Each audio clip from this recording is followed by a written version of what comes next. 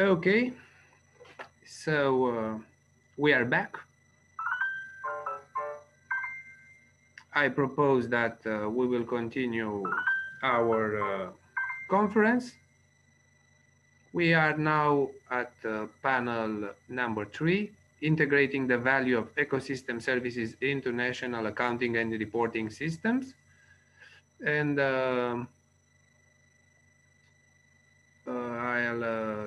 I'll give the microphone to Isolt Sheeny from Ireland, who will be presenting the paper Natural Capital Ireland Framework, Natural Capital Ireland.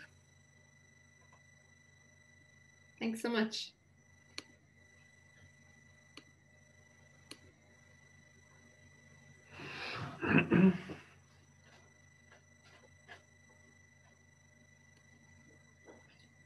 Okay, thank you so much for having me. My name is Isolt Sheehy. I'm the Executive Coordinator at Natural Capital Ireland. So I'm going to take the next 10 minutes just to talk to you about our organisation, how it's structured and how it operates, and why we represent good practice in information dissemination and awareness raising around ecosystem services and the natural capital approach. These are our details.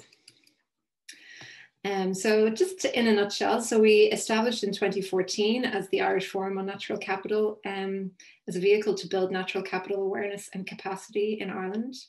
We're a not-for-profit. We rebranded as NCI this year with a mission to value, protect and restore Ireland's natural capital and ecosystem services. And so we have over 900 members. Membership is free. Our governance consists of a 5-member board and a 15-member steering committee. We also have 5 policy working groups, which help us access the expertise of our membership. And those are on biodiversity, the SDGs, tourism, culture and health, business and finance, and agriculture and land use. And we're also currently finalising a media response unit to respond to matters in the press where natural capital approaches should be part of the conversation. And these are our funders, the Department of Housing, Local Government and Heritage, and the Department of Agriculture, Food and the Marine here in Ireland. So our work, so we convene, we build capacity, we connect and we contribute. The ways in which we do this, so we deliver high profile events. So this is a sold out national biodiversity conference that we held at Dublin Castle in February in 2019, back when we could all be in the same room together. And we co-hosted this with the National Parks and Wildlife Service. And this is our president, Michael D. Higgins, who spoke at that event. By building capacity, so we produce accessible resources like blogs, newsletters, videos, and glossaries to help people learn about natural capital. And we share these on our website and social media channels. We connect. This is not stock footage. This is actually our people. That is the chair of our board, Dr. Jane Stout in the middle there. So we connect our members with experts to advance their projects. For instance, we connected Board Namona, which is the Irish Peatlands Board, and Board Iscawar, which is the Irish Fisheries Board, to international experts on natural capital accounting to help them apply natural capital in their sectors. And we contribute. So we advance the natural capital agenda by regularly contributing to policy consultations like the National Planning Framework, which is detailed here. But more recently, Ireland's Climate Action Plan, and then the next one will be the Strategic Environmental Assessment of the draft Agri-Food Strategy. So we also contribute by participating in original research, such as the EPA-funded InCase project, which is piloting natural capital accounting in Ireland at a catchment level. And I'm just going to chat to you about that quickly. So the InCase project is funded by the EPA. It began in 2019 and will run until 2023. And it's testing natural capital accounting for the first time in Ireland. These are our 4 catchments. So the InCase project is applying the SIA to 4 catchments across Ireland that present a wide range of ecosystem services. And this project is led by Dr. Catherine Farrell. And our 4, just to give you a brief overview, so the 4 catchments are the Dargle, where we have an urban meeting the uplands and the Irish Sea. We have the Fidge Isle, which is an industrial peatland area combined with rural agricultural catchment.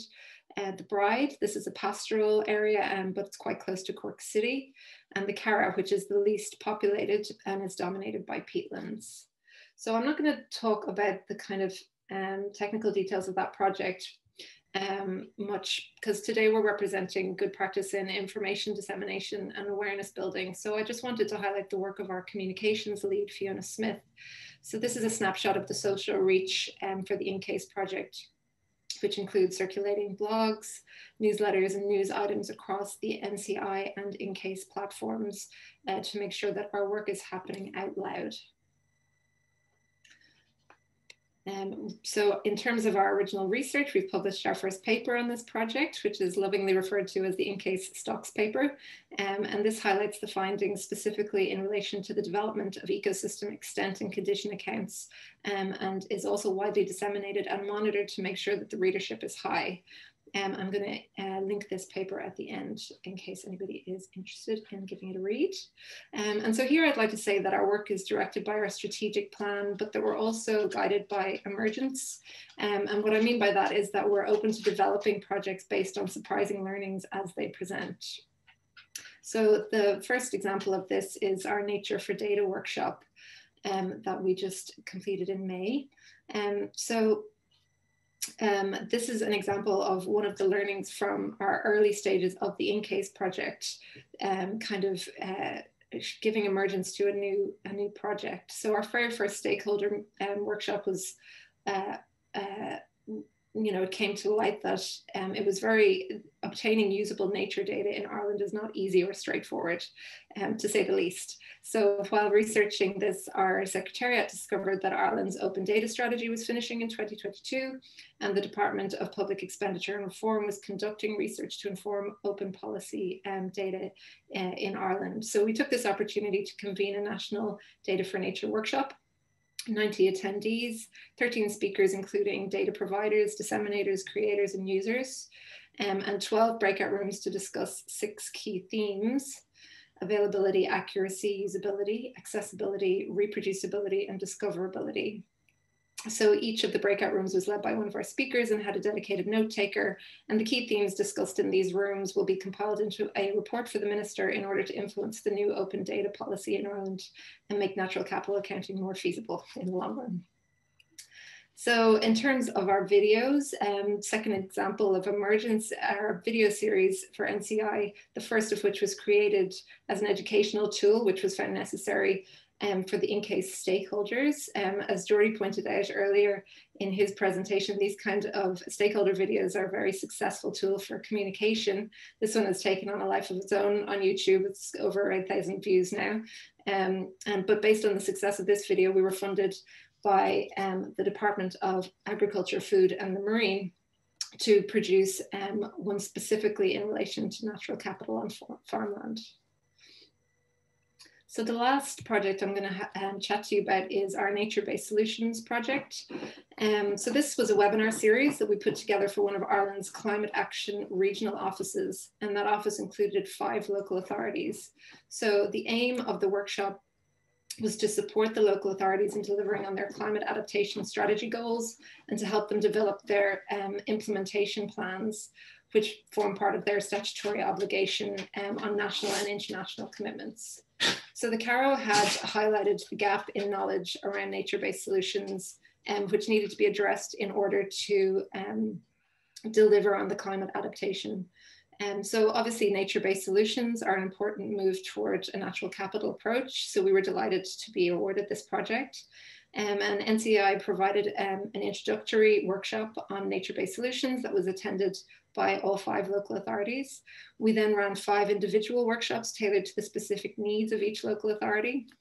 We provided 16 expert speakers covering a wide range of topics such as coastal erosion, natural flood management, peatland restoration, constructed wetlands, water quality, community engagement, health and well-being, and nature-based solutions in cities. And so we're currently developing the report for this project, which will highlight the main points of the workshops and provide examples of case studies and step-by-step guidance on how to action the NBS that have been recommended.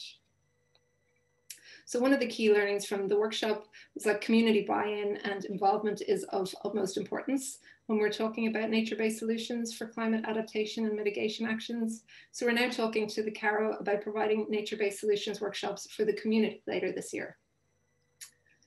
So our work, I've given you some examples about how we convene with in-person and online events.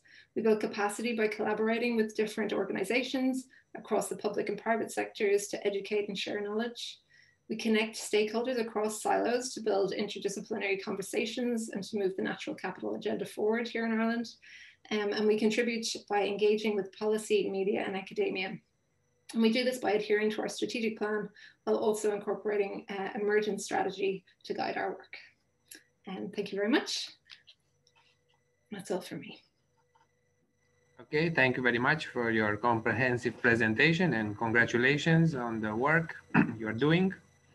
Okay, now let's move forward to the second presentation of our panel, Life Plus Making Good the Natura project, a best practice for the development of governance models of the Natura 2000 network by Mr. Massimo Rovai from University of Pisa, Italy.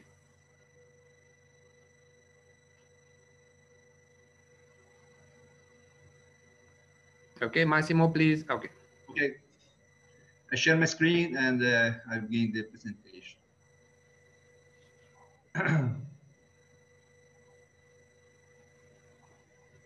Do you see my screen? Yes. Okay. Well, good morning, everyone, and thank you for the invitation to this workshop. My name is Massimo Rovai, and I'm professor of civil and environment assessment at the University of Pisa. What I'm presenting is a project completed a few years ago and coordinated by Professor Davide Marino in the University of Molise, who was unable to participate in this conference. It is a very interesting project, especially for the method followed in the definition of payment scheme for ecosystem services with reference to the Natura 2000 network areas. So this is the principal goal of the Making Good Nature project. First, to identify and evaluate the ecosystem services provided by Natura 2000 network sites, to create innovative models, for example, payment for ecosystem services for funding the implementation of Natura 2000 network, management plans and conservation measures, and to create a model for better governance in conservation management and for the socio-economic development of the local communities. This is the maps. This map highlights all the areas of interest of the project. They are 21 pilot sites, 7 Italian regions involved, about 19,000 of hectares of surface, 8 special protection areas, 12 sites of community importance, and 15 Natura 2000 habitats. The project took place between 2012 and 2016. And what the idea of the project? The first idea was to evaluate ecosystem services according to the approach of the Millennium Ecosystem Assessment. This is the figure that show the relation from ecosystem services and the well-being of the citizens. And the second idea was to improve habitat management through payment for ecosystem services and other innovative form of self-financing. And the third idea is involving stakeholders at local and national level for the development of innovative forms of governance. In this sense, as stakeholders, they were intended all subject, individual or organization actively involved in an initiative whose interest is adversely or positively affected by the results of the execution of the initiative and the action or reaction which in turn affect the phases of the initiative itself. In this slide, we show the phases of the project, 6 phases that start with an analysis of ecosystem evaluation of the site Natura 2000 network and the involvement of stakeholders to define the scheme of payment for ecosystem services. I will illustrate these phases in the next slides. At the first, in this phase, thanks to geographic data available from various sources, the main ecosystem services were mapped using well-defined methodology for each ecosystem services. The evaluation in terms of supply evaluation, in terms of biophysical quantification, based on land use and environment attributes of the sites, and demand evaluation in terms of local regional quantification, consumption for the inhabitants, also eventually the presence of risk areas and so on. And evaluation carried out using a monetary method, like for example, direct and indirect use value, replacement cost, average cost, or touristic expenses. And another important aspect to underline is the different evaluation for each ecosystem services and for each site, because the evaluation is very context specific. Subsequently, meetings were held with the various stakeholders to understand on which ecosystem services to focus attention and to understand the willingness to introduce payment schemes and with what methods.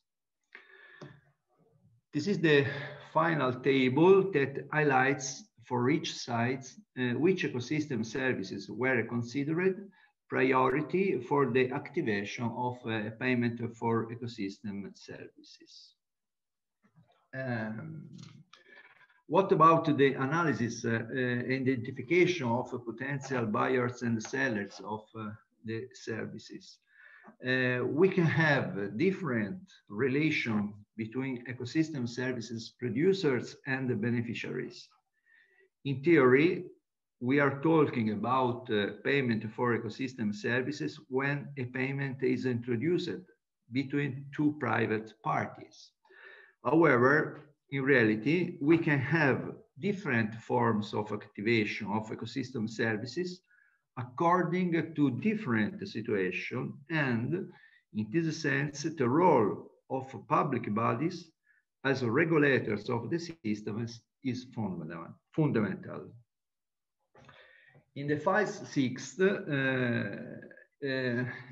we speak about meeting with the stakeholders for defining the financing schemes.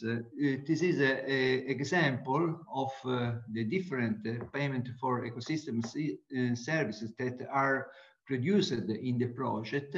In this situation, the ecosystem services is the water regulation, and we have the description of the subject involved in the PES, the local community like as beneficiary of the services, the management body of the Natura 2000 sites, has service producers and the ASIL water service manager like intermediary.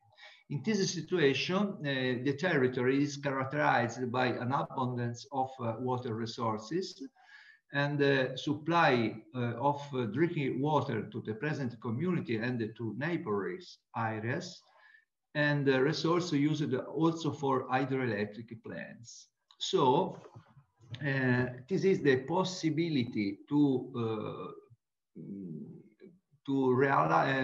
produce a PES, payment for ecosystem services hypothesis. No?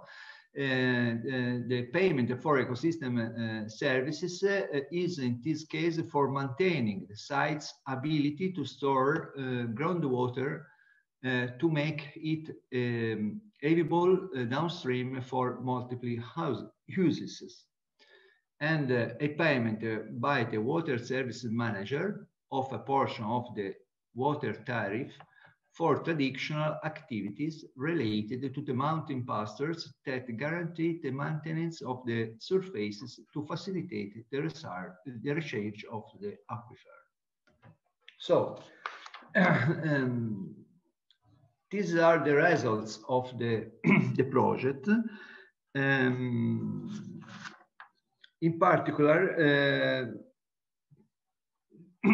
these are the overall results of the project that have allowed us to explore different situations by providing a possible solution that in some cases have been then put into practice. For example, in this project, we are signed 15 PES agreements. In Italy, from this point of view, there would also be an institutional context useful for their implementation.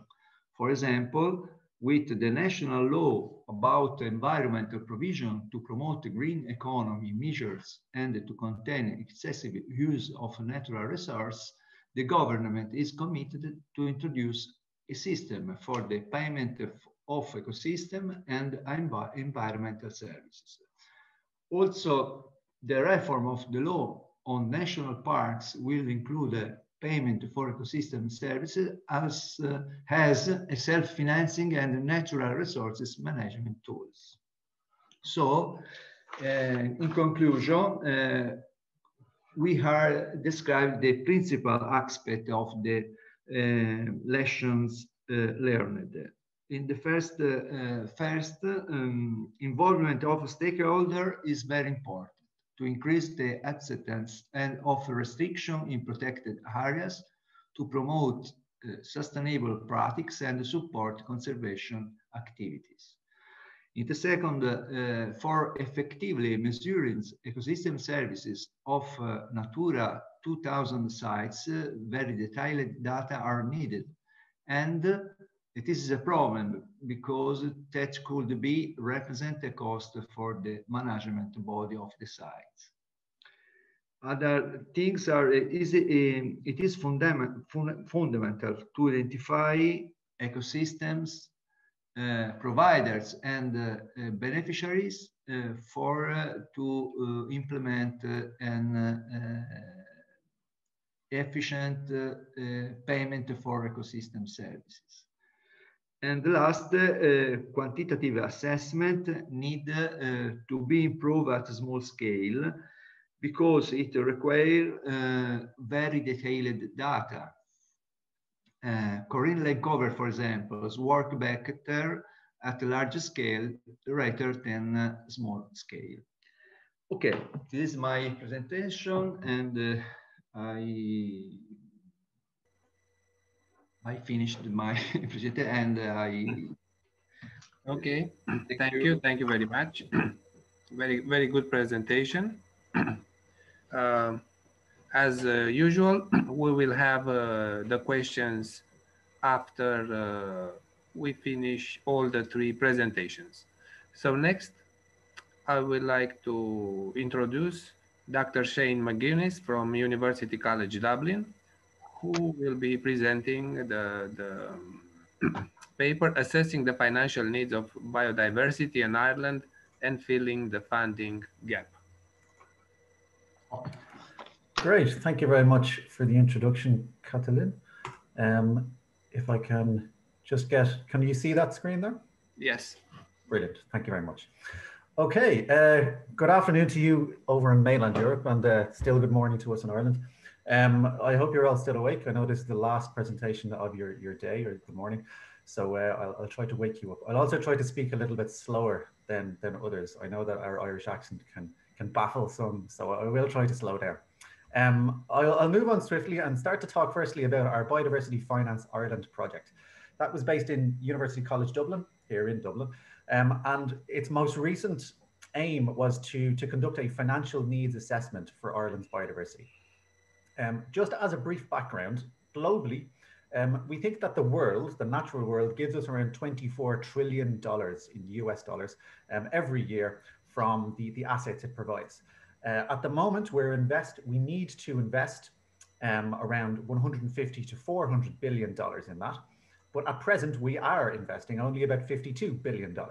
So clearly, we have a bit of a shortfall. And this shortfall is costing the global economy around $500 billion every single year, which is 0.6% of the global GDP. So clearly, we need a better way of funding biodiversity. If you think about it, biodiversity finance requires legitimacy, first of all. It requires attaining a value to something, which is where payments for ecosystem services comes in. That then in theory leads to ownership and responsibility over a particular area. And then hopefully that then also leads to protection and action. But the problem is that finance has historically been very impenetrable or inaccessible. And maybe that's by design, maybe that's deliberate. And biodiversity stakeholders should, in theory, learn the language of this, but also vice versa. So the financial world, the business world should learn the language of nature also, and we should meet in the middle somewhere. The financial needs assessment allows us to both quantify what we currently spend on biodiversity, where this comes from and who spends it, but also it allows us to analyze the effectiveness of this money, whether the institutions that are involved in this can do so, and whether there's any better ways of spending for biodiversity. It's based on the United Nations Development Programme BioFin model, which was established in 2018, and that's where we've jumped off from. It's been developed across several CBD conference of parties, and it pushes for bottom-up calculation of financial needs, and integrating them into national and international targets. It's been adopted by over 35 nations globally thus far, and it's been predominantly a developing world tool. Ireland is one of the first developed nations to do so. And this is basically what it intends to achieve. On the left of your screen, you can see that we would like to establish what our baseline situation is. So what our national and international finance is for biodiversity, and whether we can establish what that funding gap is. But it's probably going to be unknown, first of all. What we'd like to do is move to the right-hand side of that screen so that we both understand what our national and international finance is, but also understand where the gap is. And we can both reduce the needs and increase the resources to that to lower both what we spend, but also what we achieve, which is the ultimate goal. Ireland's progress to date on this has been good. So in December of 2018, we produced the first stage of this, which is the National Biodiversity Expenditure Review. In March of last year, 2020, we produced the Policy and Institutional Review. In May of this year, we are expecting to produce the Financial Needs Assessment. And then finally, the Resource Mobilization Strategy, which will be presented to governments to integrate these changes, is being developed at the moment and will be presented when ready. So in terms of the National Biodiversity Expenditure Review, well, on average, between 2010 and 2015, the Irish state, the island of Ireland, the Republic of Ireland, spent €250 million every single year on biodiversity in some form. And these different bars, as you can see in the diagram here, are our different sectors of government. So the one on the top is our Department of Culture, Heritage and Gaeltacht. The large green one in the middle is our Department of Agriculture, Food and the Marine. Overall, this represents about 0.13% of our GDP. And if you compare that to somewhere like Kazakhstan, it's around 0.1%. That's way off the recommended 0.3% from the UNDP and UNEP. At the moment, we are at around 0.3% of our total government spending, not just GDP. The source of this finance, it's around 97% state-led expenditure, 42% of which comes from direct EU funding, either match or direct funding, and 55% is from national and local government sources. 80% of this is subsidies. Less than 4% is capital investment. So that's a huge chunk, 80% on subsidies, most of which are agricultural subsidies. So 78% of that spent on agriculture, food, and the marine. And if we scan this graph across and split in terms of where it's being spent, we can see that the vast, vast majority of our Department of Agriculture funding goes to the wider countryside biodiversity. Very little goes to the protected areas, and you could just about see where the marine spending is in Ireland. It's very, very little, almost indecipherable from that diagram. And we need to consider that Ireland has the largest marine territory in the entirety of the EU. Yet we don't seemingly invest anything in it. Also important there is that the amount of spending for voluntary organisations, that huge benefit given by NGOs across Ireland, it's less than 1% of the voluntary sector. The limitations to this are important. So first of all, we'd excluded some distorting funds from this. So our CAP, Common Agricultural Policy, basic payment scheme, including just 5% of this would be around 850 million euro a year and would triple the annual expenditure on biodiversity. Similarly, our EPA budget every year is 1.5 billion across that period, and that largely focuses on remediation of human health concerns. Again, wastewater treatment, just 5% of this would lead to an equal average annual budget of the entirety of our National Parks Service here. So all of the above are basically aimed at protecting the environment for our benefit, not for biodiversity. We have secondary benefits from that. So there's barely no net loss consideration of biodiversity, and we are very, very far from anything that is net gain of biodiversity. So subsequent changes to this since 2015 have been implemented, which is important. So there's been an increase in outreach, engagement, and education, which is fantastic. There's also been a commitment to peatlands through restoration, and that's largely come through the carbon tax here, and that's gone to compensation schemes and to re-wetting schemes, really good, important stuff. But also the NPWS, our National Park Service, has got increased funding, which is good. And there is an operational review underway of the NPWS. The next document, our next output, was the Policy and Institution Review. And the aims of that were to identify the drivers of biodiversity loss, to collate the legislation, policies, and plans around this, to review the existing financial mechanisms, if they exist, to identify any harmful subsidies, which there are many of, to analyse the capacity of these institutions to adhere to their obligations, and to account for potential synergies across all of these different sectors. Finally, it was to highlight any potential future sources of funding, and we'll get to one of those at the end of this presentation. In terms of the findings, well, in terms of trends, drivers, and values, there's a continuing decline in species, habitats, and environmental quality, as I'm sure people have said earlier today, particularly Una, I'm sure. There has been contradictory national strategies and priorities between, let's say, agriculture versus biodiversity, which is really important. Despite this, there's been vast natural capital provided by our native biodiversity. So regardless of this, it's still giving us value.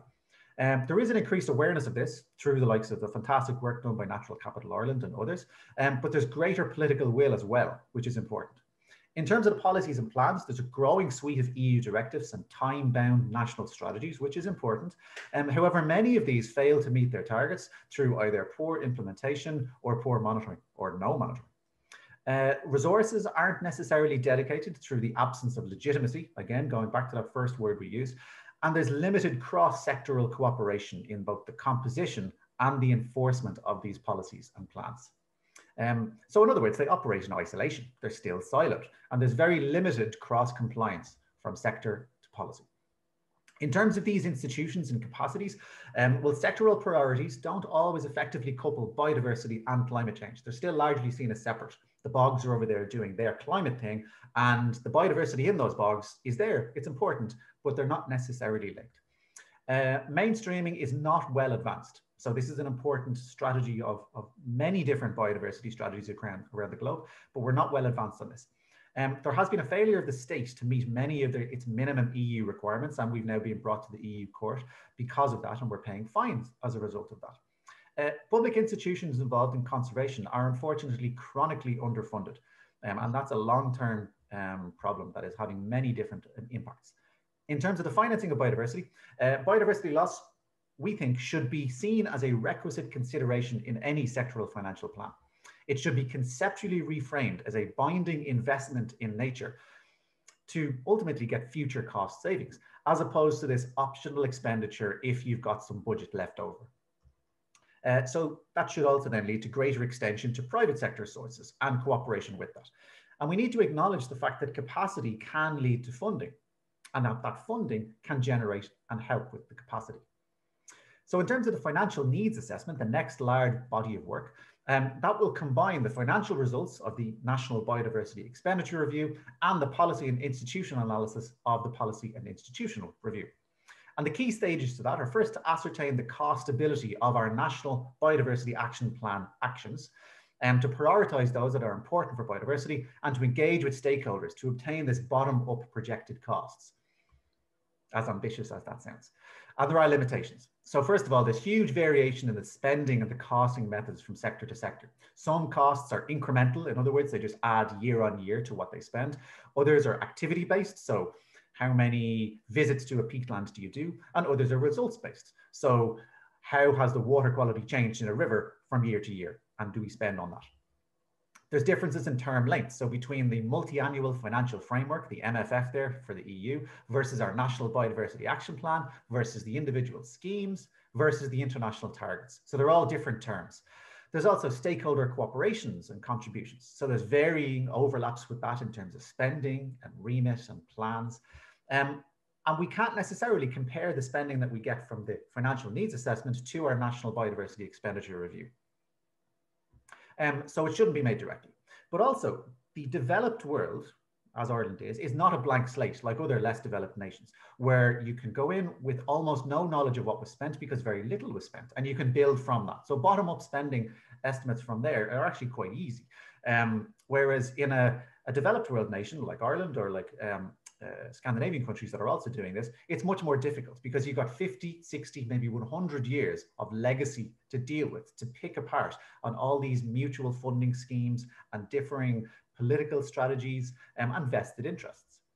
Also, COVID-19 has made it a little bit more difficult.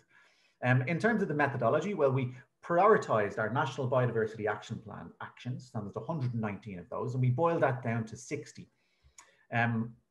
We used the existing priority spending of key programs, and we tagged that to an SDG, to a EU biodiversity strategy, to a system of environmental and economic accounting, again, natural capital accounting, very important.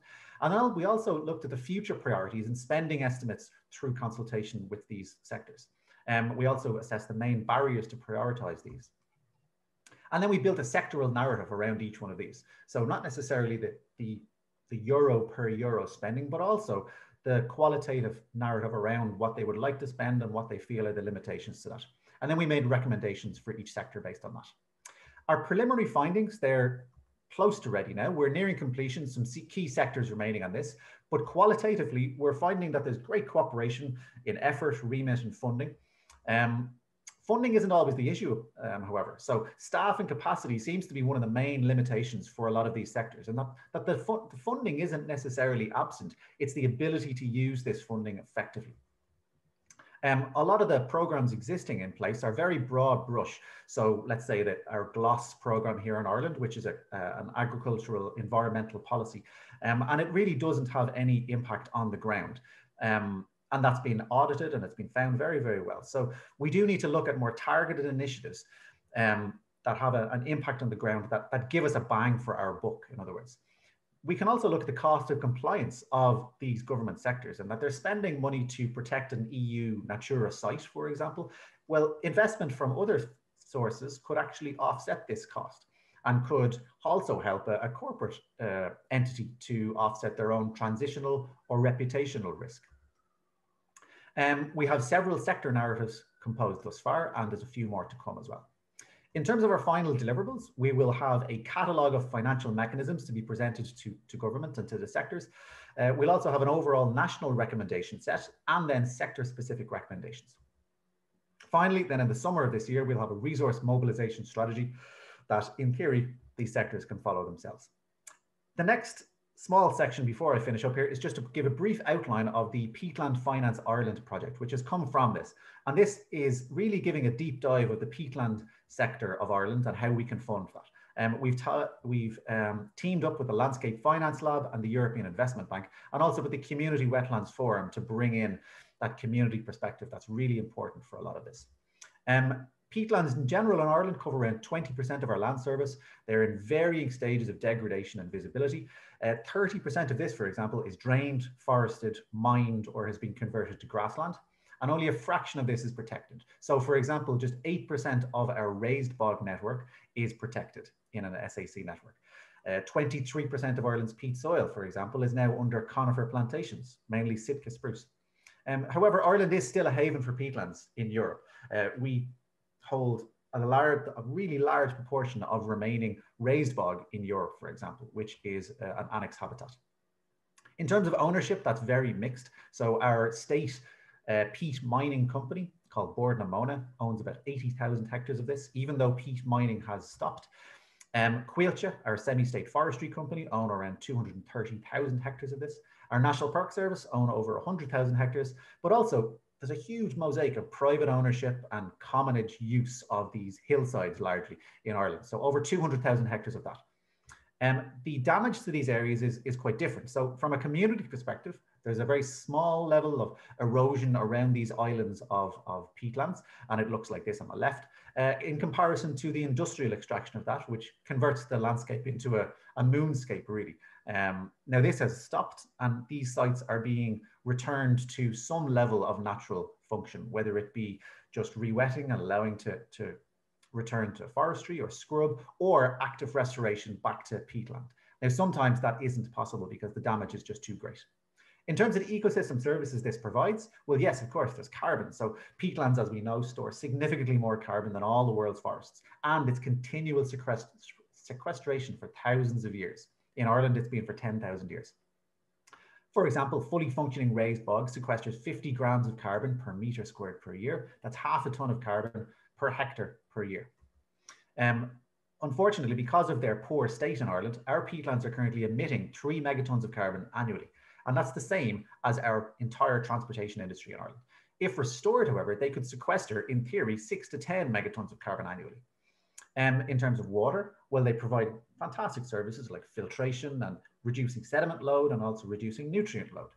They also attenuate floods, so they reduce the risk of those huge flood events, especially in the Midlands in Ireland, and they provide soil stability. But also in terms of culture and amenity, there's increasing prominence of this, especially around COVID, because we all know where our local natural area is. And also in the future, the near future, hopefully, for something like polluticulture. So finding ways of using this. The current investment in peatlands in Ireland, we reckon we spend about 29 million euro a year on our peatlands. 96% of that is government spending. And a lot of that comes from our carbon tax revenue. If we restored and rehabilitated all of Ireland's peatlands, that would take over 1 billion euro. Now, it may be aspirational, but it is possible. We've got a significant shortfall in this, but it's worth it. So if you just take, for example, the carbon credits, if we looked at 5 megatons of carbon at a good price of 50 euro a ton, we're already looking at 250 million euro a year, and that's sequestered all the time, annually. So that's really, really important. There's future options that we want to engage with at a community level. We want to demonstrate economic value to these communities, these land users or owners, and we want to incubate innovation through either carbon farming or ecotourism and water services, and eventually offer what we call an ecosystem service bundle to investors. And that would include those ecosystem services above. So it could be carbon, water, biodiversity, amenity, or employment. Ultimately, we would love to see this emerge as a community-based natural resource management model. And the Abbey Leaks Bog project in the Midlands of Ireland provides a really good example of that. They've got arts projects, they've got employment projects, but also really good ecological understanding of their site. The timing is right in Ireland. We've got a climate and biodiversity awareness and a climate and biodiversity emergency announced in Ireland, and the linkage of the two. There's advanced scientific understanding now here, which is great. There's good economic tools emerging. So we've got the peatland code in the UK, but also there's German and Dutch models as well that we can hopefully go for. There's political change in Ireland. We've got the Green Party as a partner in government here, which is important. And there's increasing realization of the value of these natural systems in terms of ecosystem services and natural capital. If we look at the Dasgupta report from the UK, that's providing the economic and commercial value of biodiversity. There's also corporate interest in this through transitional and reputational risk. If we look at the global investor pool, all this money sloshing around internationally in terms of private debt or global equity, if we look at where peatlands are, it's in the bottom right-hand corner and sits into that tiny little red sliver you can just about see. So that's currently where most peatland protection operates. If we look at green bonds, there's fantastic potential there. So in 2012, the market was $2 billion. Now it's up to $1 trillion. But that still only sits into that tiny green sliver there of land use. So most of our green bonds are going to the likes of buildings and energy and transportation. That's why the Landscape Lab are approaching it from a landscape perspective. They're looking at both the markets and the finance, feeding that into landscapes and then generating learning from that. And that includes culture, economy, politics, the history of the area, the ecology, but also the quality of the governance underpinning all of this as well. I'm going to wrap up there and happy to take any questions on that, but thank you very much for your time and looking forward to hearing more. Thank you, Shane, for your very energetic presentations. Now we already have one question for result. Maybe you saw this. I will read it. Does Natural Capital Ireland have any legislative or administrative coverage? Are you part of biodiversity governmental strategy or the like? If not, what is your long-term continuation strategy? Thanks so much. No, at the moment we are an NGO, but we have financing from 2 government departments. We don't have financing currently from the Department of Environment, which is something that we're hoping to kind of obtain. But yeah, that's where we're at the moment. Our strategy for funding into the future will include different stakeholders as well as government. So we're hoping to bring in corporate partnerships as well within the next year. So stay tuned. Okay, thank you. To Shane, the mobilizing strategy you mentioned is the most important piece to apply your ideas. Are the sectors understanding the complexity of whole? That's a good question. I think they are increasingly understanding this.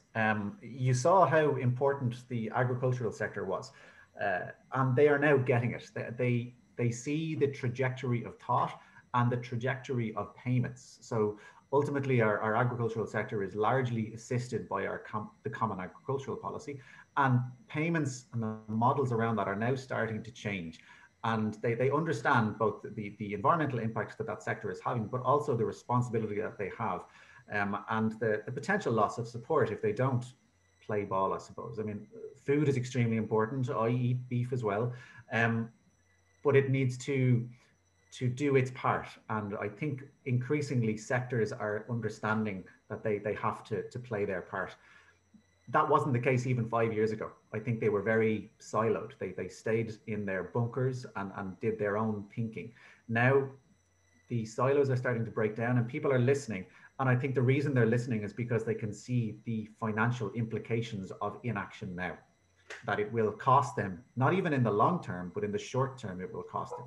So that's really, really positive that it's, unfortunately, it has taken that, the financial impact, whether it be fines or loss of payments or longer term economic hardship. But ultimately, that is the most potent driver we have for this. Okay, thank you. Any other questions? I have also a commentary here for natural capital accounting Ireland in general, because I think it's very important to know that natural capital accounting, it's a framework, I don't know, adopted by European Commission and United Nations in order to measure any changes in the stock of natural capital and to integrate this in the assessment and accounting reporting system at different scales. This is in general terms. My question is, if you know that is another country in the EU that already adopted this framework, this system of knowledge about natural capital accounting, and more or less, if the answer is yes, if you know is that we can talk about a network at the EU level with this natural capital accounting. I insist this because, in my opinion, I repeat myself, it's very important to understand natural capital in an integrative way at the Europe level. Thanks so much. Yeah, so at the moment, I'm not aware of any other governments that have kind of adopted the natural capital approach and are kind of have integrated it across their policies. However, we know that the Netherlands and the UK are leading on that at the moment. So they have a lot more funding. I suppose, okay. I suppose, okay.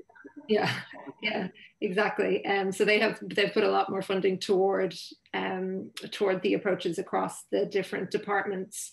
But I was just chatting with somebody there in the chat as well about exactly what you said about putting together kind of a knowledge sharing platform for the EU, so that we can all kind of speak to each other directly and share knowledge about the different experiences. And we will definitely be open to that. Okay, thank you. We have a question for Massimo. Your model is very good technically, but too costly to apply in Natura 2000 sites or even nationally. If applied in some parts, would it be more viable? Please open your microphone. Okay, I think that is important the methodology of the project and the modality with we have created a PES scheme. So it is possible to apply this methodology in all the territory where there are problems or there are the possibility to develop a scheme in specific in regulation of specific ecosystem services. I don't know. Okay. Okay, thank you. And another question for Shane. Where do you find the finance resources for your project? Is it a university finance or government funding? Thank you. Yeah. So our project in University College Dublin was funded through our National Parks and Wildlife Service and the Irish Research Council. So it was ultimately a government funded or sponsored project, but carried out independently and academically. And that was important for them to ensure that it wasn't seen as a government project, but it was seen as an independent, non-government project. It was supported by them financially, but that allowed us to ask some serious questions of government departments. Whereas if it was funded through government, we may not have that impartiality. The more recent project, the Peatland Finance Ireland project, has gained support from the European Investment Bank and also our National Parks and Wildlife Service. Okay, thank you. Do you have any other questions? If not, I would like all of you who wants to make some final comments regarding our debate today. You are welcome to present your ideas. If someone wants to try to make this, to draw some general conclusion about today's meeting, I have to admit that it's very difficult to draw one single conclusion. I will try to do it. If I do this, I will say that all the presentation today tried to find a best or innovative mechanism to pay for ecosystem services in order to maintain a natural system in a sustainable way. I want to thank you to all the participants and to all the presenters that they accepted to be with us today and to share their experience with us. We saw on the first panel how can we manage the forests. I don't want to lose any general concept for this practice, but I saw that we saw together that how can we manage forests, regardless the stage of the forest, unmanaged forests and old forests, in order to keep and to enhance a sustainable way of living. And then we go to the farmland when we see how we can payment for farmers to enhance biodiversity or to develop a small business model. We saw this today with the same aims. Or we saw that we can develop any kind of tool to measure the greenhouse or other pollution factor in order to help all the agricultural person involved interest here. And also we go further in an integrative way, and we'll see how to achieve a better platform and framework to assessment for natural capital, or to develop a strategy to incorporate the payment for ecosystem services in Natura 2000 regional schemes. I don't know what to say.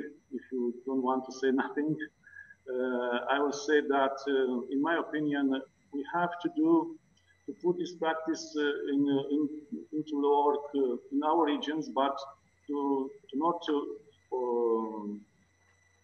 forget that we have to collaborate, to learn from each other. This is the reason of the progress, and to make this work like an assembly at the European Union level. This is the way, like a movie. This is the way to finally to protect our nature in Europe. And I don't want to bore you, but I said before that we have to do our job in our region, and together to do our job in Europe. I would want to say a little story. It's about a forest in fire, and all the animals is crying and leave the forest. Only a little bird rest, staying and carrying water in his back. And the tiger said, "What are you doing? Leave the forest now." But the little bird said, "I do my part, I do my job." This is the idea with our work in this project, I suppose. And finally, I think we will succeed to do a little part in this part of the world, in the nature good work idea. Thank you. Thank you. If is someone else who want to talk or to say something, to stop me, to say other story.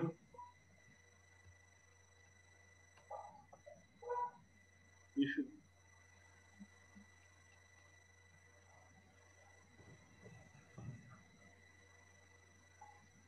Can you hear me?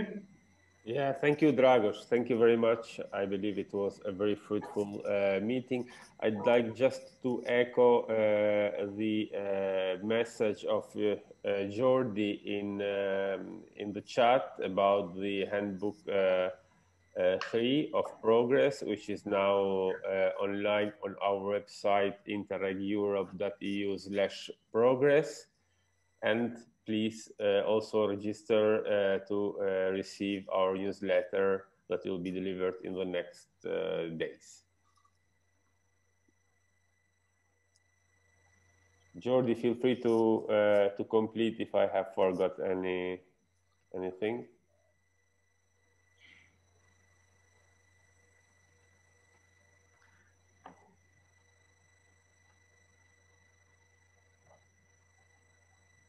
No.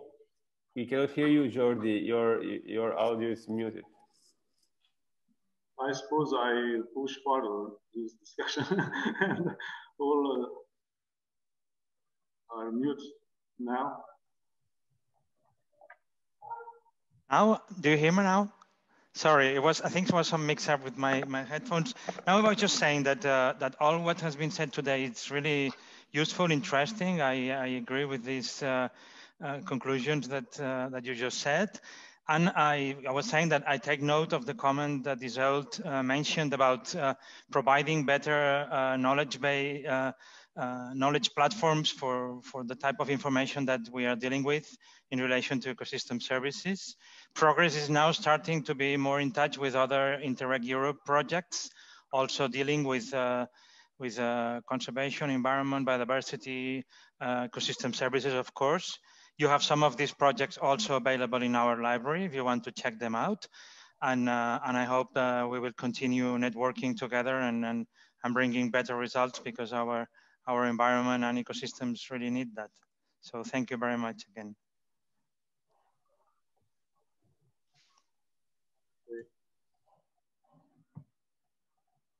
This is all for today, I suppose. Yeah.